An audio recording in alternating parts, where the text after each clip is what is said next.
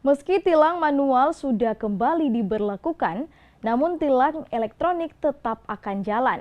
Menurut data Direktorat Lalu Lintas Polda Sulut, tilang elektronik yang diberlakukan sejak Maret 2021 terbukti efektif menekan angka pelanggaran lalu lintas yang ada di Manado.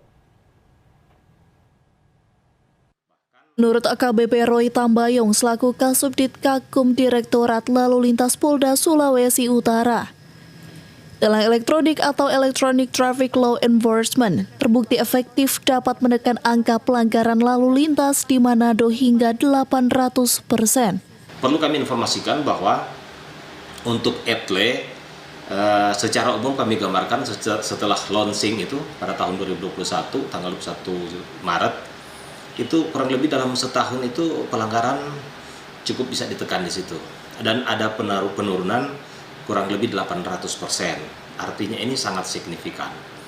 Yang tadinya pelanggaran per hari itu bisa mencapai sampai 5.000, 5.200, 5.300. Satu tahun kemudian sampai sekarang itu per hari 1 kali 24 jam tinggal 1.000 lebih.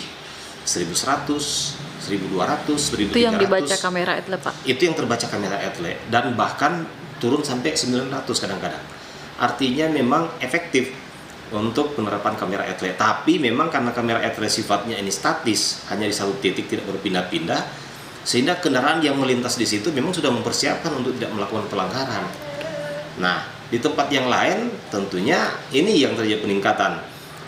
Tambayong pun menghimbau masyarakat agar selalu tertib dalam berlalu lintas agar terhindar dari hal-hal yang tidak diinginkan. Makanya kami ingatkan kepada masyarakat, tolong kita minta kerjasama yang baik, tertib dalam berlalu lintas, patuh terhadap rambu-rambu lalu lintas, kemudian tidak melakukan pelanggaran. Regina Mangke melaporkan untuk Kawanua TV.